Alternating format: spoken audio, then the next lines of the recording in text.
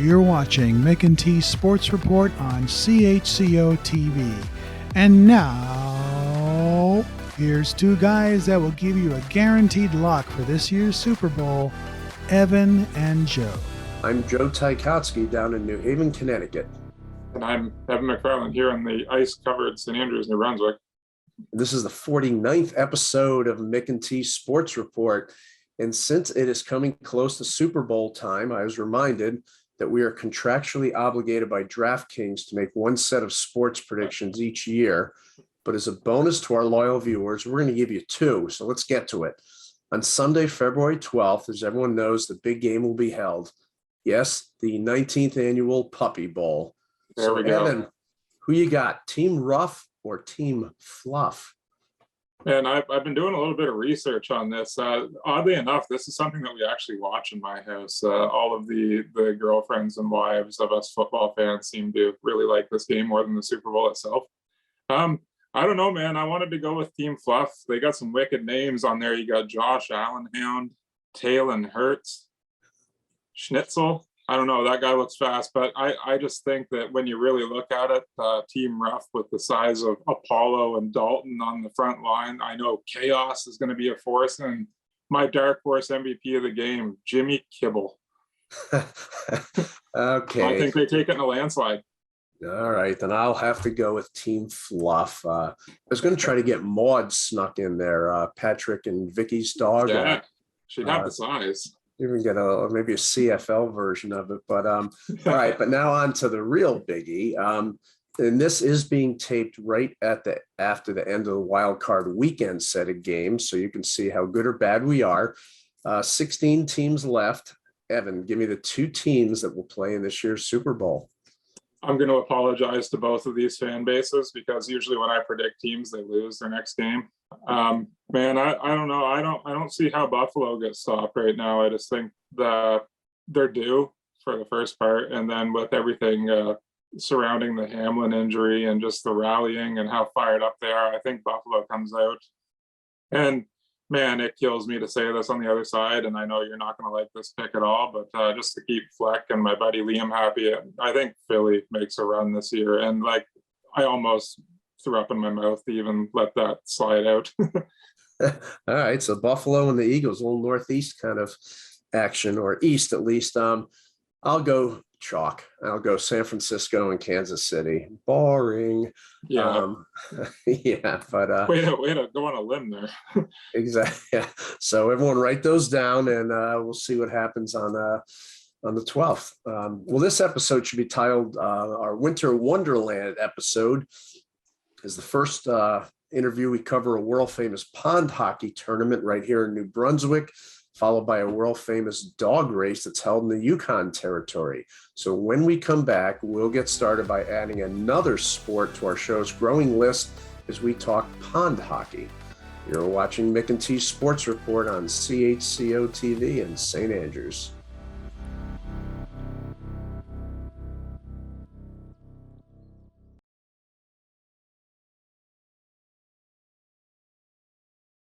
Welcome back to Mick and T's Sports Report on CHCO-TV.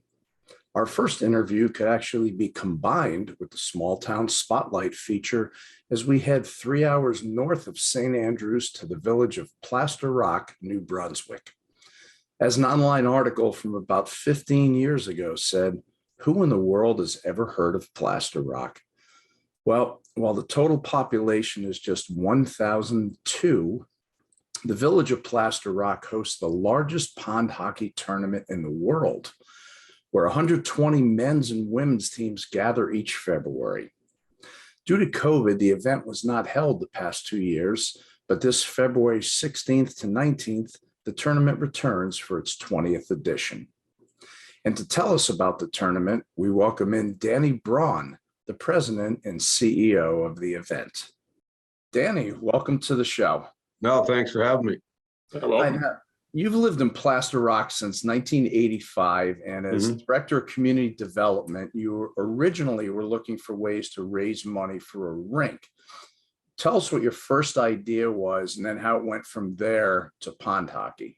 Yeah, well, I guess how the whole thing evolved was basically in 1997, I was working with the municipality at the time, and the old Centennial rink that they have here in town, or had here in town, was had some structural damages done to it. In the spring, there was some water damage into electrical components, and so the decision was made at that time by the council, municipal council, to pursue a new facility.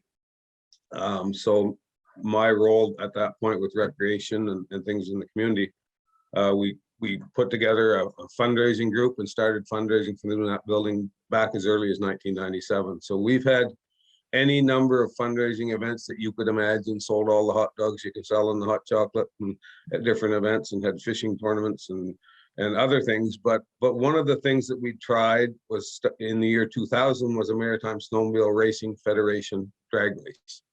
And the location of that was just below our community on the Tobic River, adjacent to the Tobic View Motel at the time. So myself and the owner of the hotel put together a plan to host these snowmobile races. And to do that, you had to have a sheet of ice that was 3,000 feet long and 300 feet wide, basically the same quality as what you would skate on. So we tried that event. There were some local participants that first year, and with their help and guidance, we put together a race and had it a day in January. It was a Saturday, a cold Saturday. And from a snowmobiling perspective, everything went really well, I think, and all the participants were happy.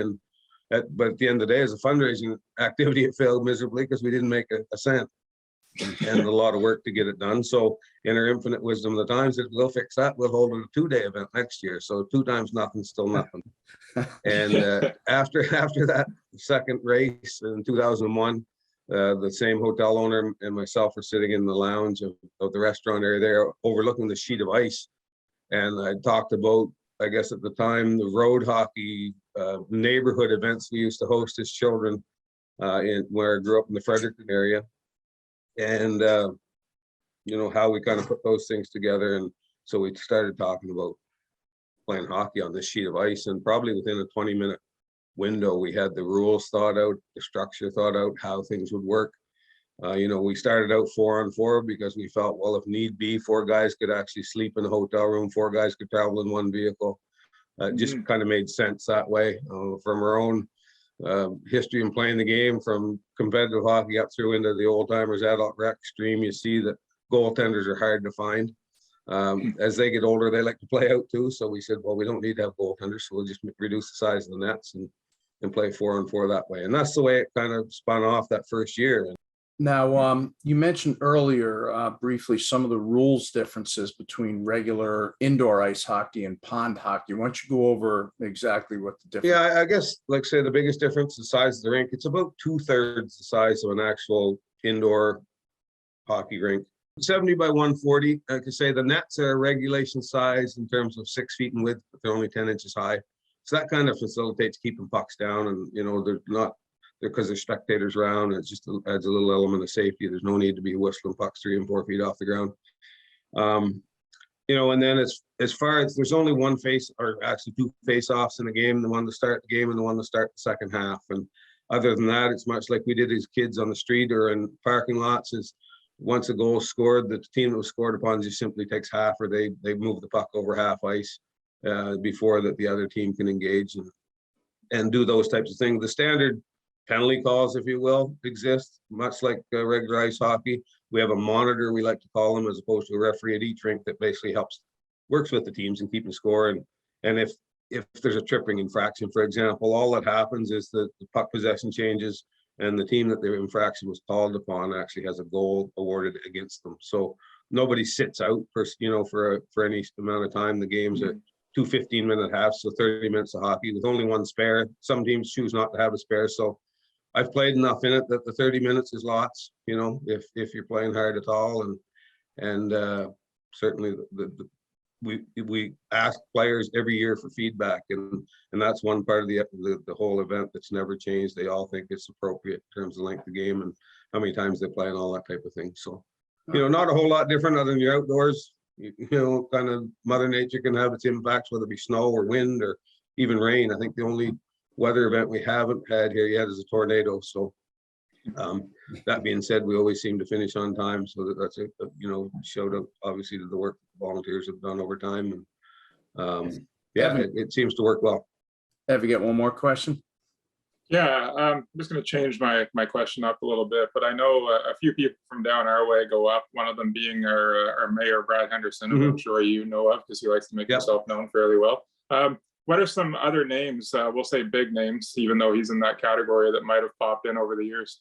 Yeah, well, we've had obviously a few guys, the ex-NHL players. I mean, right away, guys like Brian Sprudlin and come to mind. Brian was a guy who played, as you know, in Calgary and Montreal, won a Stanley Cup, and actually some of the stories you hear was he was going out to play one night and he threw his Stanley Cup ring to me, and I was probably 20 feet away at the time. He said, "Look after that for me till I get back." So every kid in Plaster Rock got their picture taken wearing a Stanley Cup ring. And so that's the kind of guys, some of those guys are. Wally Weir was here, Everett Senepass has been here, a whole number of ex-pros at varying levels. Not only, Joe DePenta, who I had the opportunity to coach on Team Atlantic at the under-17 Hockey Canada program many years ago. And he went on to win the Stanley Cup in Anaheim. He's been here with teams.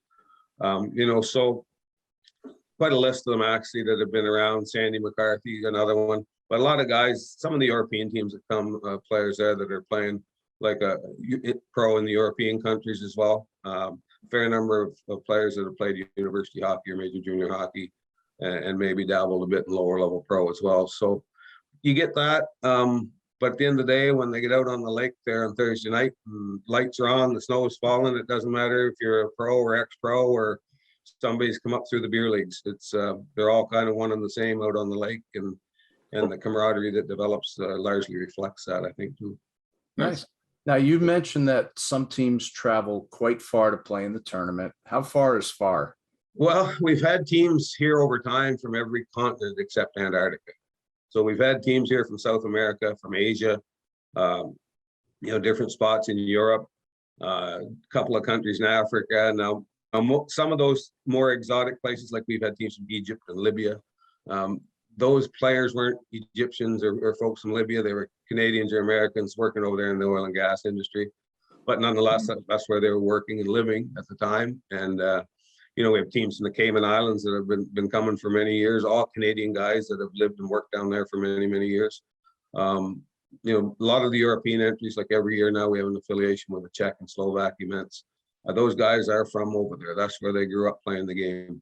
We've had teams from Switzerland and Poland and Finland and Denmark and the Netherlands over time, and they're all guys that grew up playing the game in those areas. What we see with some of those other more exotic or southern countries, like we had a team from Brazil, well, they were guys that worked in forestry and oil and gas that were either from the northern U.S. states or from Canada on teams like that. Teams from Bermuda, those guys were all from Cape Breton originally, but lived and worked in Bermuda for a number of years. So typically, like I say, that most players that do come have some type of hockey background and come from countries that hockey's, a sport that at least some people play.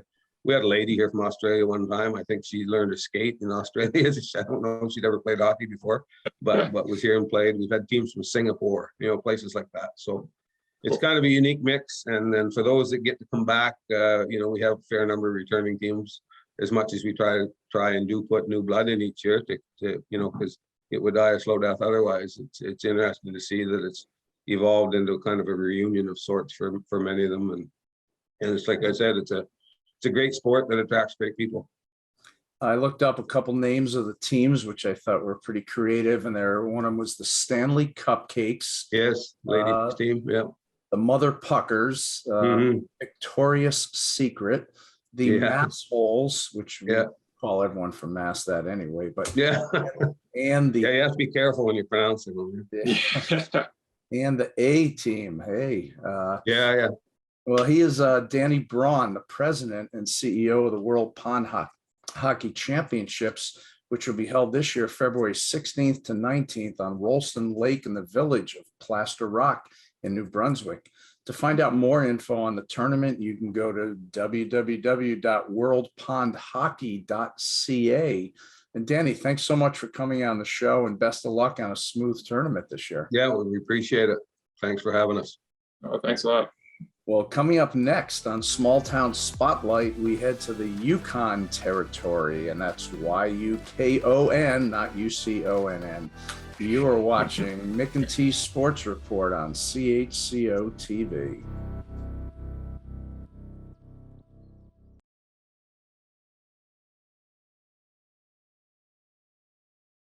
It's time for another edition of Small Town Spotlight here on Mick and T Sports Report. This time around, we head to the territory of Yukon and its capital city, Whitehorse.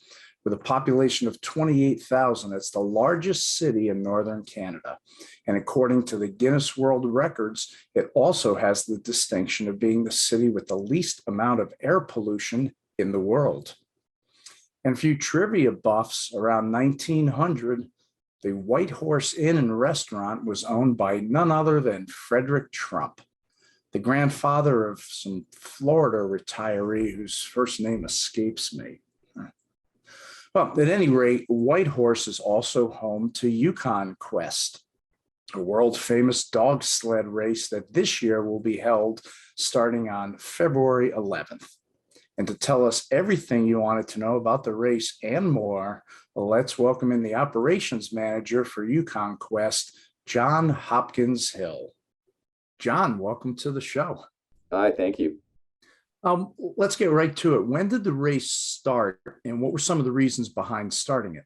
Yeah, so the Yukon Quest started in 1984. It was sort of the idea of a bunch of mushers who met together in a bar, as the legend goes, and they decided, sort of what if we ran this big long race on the traditional highways of the North, as they call them, and the Yukon Quest was kind of born. The quest itself came about as a kind of anti-Iditarod. The Iditarod had been founded 10 years prior, and it had been formed as a way to sort of combat the decline of dogs with the introduction of the snowmobile. Now, after 10 years, the Iditarod had become fairly commercial. There was sponsorship money in it, and it was quickly becoming the sort of international spectacle we know today, and it was forcing out smaller kennels. And so the quest was a sort of return to basics, and that's how we got the Yukon Quest. All right. Now, I saw each team has one human musher and 14 canine athletes. How long is the race in terms of miles, and how long does it typically take start to finish? So this year's race is 450 miles, and it runs from Whitehorse to Dawson. We're expecting this year's race to take roughly 5 to 6 days, dependent on the trail conditions and if the river and the overflow want to cooperate with us. In a typical year, the 1,000-mile race, which would run between Fairbanks and Whitehorse or vice versa, those races take anywhere from probably 10 to 14 days. Okay, and then Fairbanks, they're doing their own race this year out in Alaska? They are, yes. Okay. How does one become a dog team driver, and are they full-time jobs?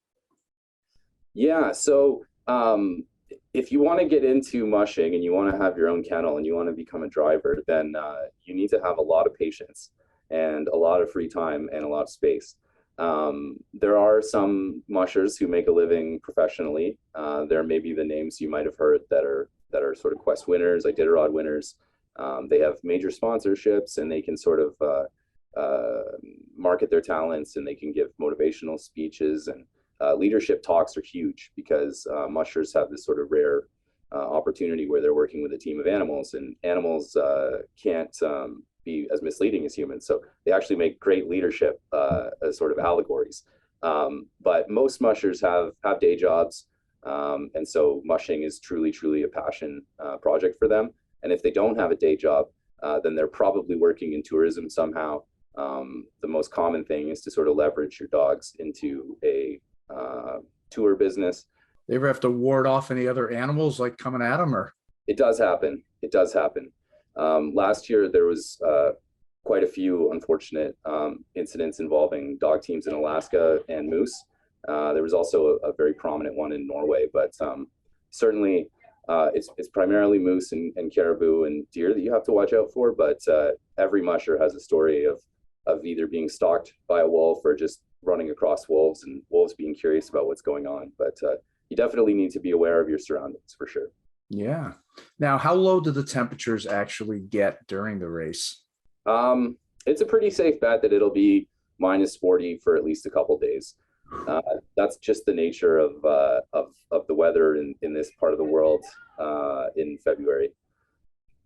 If we're lucky, it'll be sort of minus 20 Celsius down to about minus 30 Celsius, which is pretty much the ideal temperature.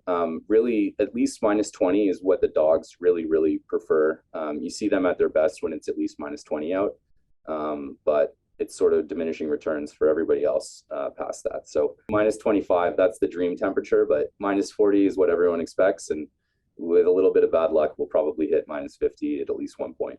Okay. And there's checkpoints during the race and rest for the teams, and they go right through the night at times. They do. Yeah, the teams they're going to leave the park here in Whitehorse at 11 o'clock on the Saturday, and they basically won't stop until they get to the finish in Dawson, which will take 4 or 5 days.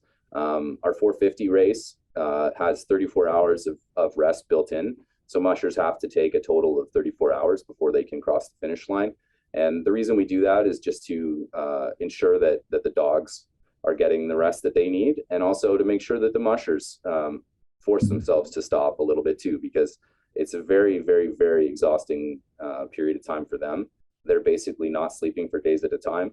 So it's just as important for them to sort of take a breather here and there as it is for the dogs. Sure. Now, you told me off air that dog care is at the center of everything you do, because a lot of people ask about that. Absolutely. Tell us about some of the safety precautions. Yeah, so the biggest thing is that we have a dedicated vet team. This year we have 4 vets coming to our race, as well as a vet technician, and it really is. So in addition to the rest requirements that we have, prior to the race, each team is fully inspected by the vets. So that means all the dogs are taken out of the dog trucks. They're all physically examined. Any abnormalities are noted. They're checked for any kind of underlying conditions that may limit them in the race or prevent them from racing entirely. In the past, we've had things like cancers detected at the vet check screenings. And so, it can be really beneficial, even if, that poor dog didn't get to race that year. But I know the musher was very happy to get that info. But between the vet check and we also have one mandatory vet check during the race, where they receive a very similar examination. And then beyond that, every time station, dog drop, checkpoint, hospitality stop, basically anywhere that a musher is likely to stop, we will always have a race official and a vet team member there. So if any musher ever has any question or they want something looked at, it's our belief that as long as we have the people in place and the vets there, we can provide the best possible dog care to these athletes. Nice. Now, on the entertainment side, before we get you out of here, quickly tell me about this thing called Quest Fest. Quest Fest. Yeah, Quest Fest is sort of our pre-race celebratory week, I guess you could say, to kind of get the whole community into the spirit of things. But we kick things off the Sunday before the race. We offer free musher rides for kids down at the park where the race starts, thanks to some of the local outfitters that work with us. And then that transitions into Monday, Tuesday, Wednesday. In the evenings, we have Quest Fest programming, which is this year we have one of our Quest photographers is going to be giving a presentation, sort of showcasing some of their best captures and also giving some insight into what it takes to work along the trail as a photographer, because I'm sure everyone can imagine at minus 40, camera batteries, camera lenses, fine motors, they don't really like it too much. And then probably our marquee event in Quest Fest is the Meet the Mushers evening on the Thursday before the race. And that's always a good time. All the mushers will be there. It's a great opportunity for fans to come out, get an autograph, meet their favorite musher, share a beer with someone that they may have watched on TV or what have you. And it's usually just a good time and really helps build that excitement before the race. Great. Well, he is John Hopkins Hill, operations manager for the dog sled race known as Yukon Quest, which starts at Shipyards Park in Whitehorse on Saturday, February 11th. You can go online to yukonquest.com to find out everything about the race, as well as following it in live time online. And we'll post that on the screen also. And John, if you ever want to let the dogs out and bring them on down to New Haven, Connecticut, I will treat you to some of our world famous thin crust pizza. Awesome. I'll take you up on that. And by the same token, if you find yourself in the Yukon, come on by and I'll take you for a sourdough shot. Okay, I've read about that. Tell our audience, what is a sourdough shot? Well, you can drink it fast or you can drink it slow, but your lips must touch the toe. It's a mummified toe in a shot of whiskey, and the toe captain will sign your paperwork and you can become an official toe shot taker. Is that like a collection of toes they keep in the back closet, or? They do. I don't know how much you want to get into this, but they do. And they're always taking donations. So a couple of years ago, a guy lost his toes running an Arctic Ultra race up here, and he donated them. So you never know whose toe it's going to be, but they're real toes, and it's exactly what you think it's like.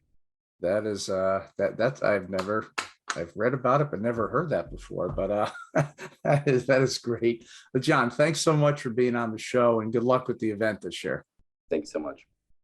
And we're back. And Joe, that was a great interview, but please just tell me that you didn't wear the Yukon t-shirt because you're interviewing somebody from the Yukon. I know your spelling's not that great, but come on. Hey, win in Rome, brother. Win in Rome.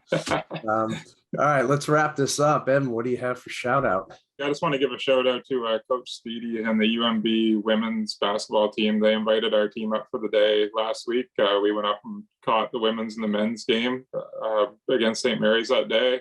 Awesome experience for the players. Speedy came up and talked to us, and just really cool day, and we were happy to be there. Excellent. And I'll give a quick shout out to New Haven. The New York Times recently mentioned New Haven is one of 52 places to go in the world in 2023 in the travel section. Maybe this is my year. Yeah, exactly. All right. Well, that's it for episode 49 of Mick and T Sports Report. I'm Joe in New Haven. I'm Evan here in St. Andrews. Thanks to Patrick Watt and Florence Mitchell for producing and editing a show which has now been translated into 34 different languages worldwide. Wait, intressant. That means not true in Swedish. So until next time, this is Mick and T Sports Report on CHCO-TV in St. Andrews.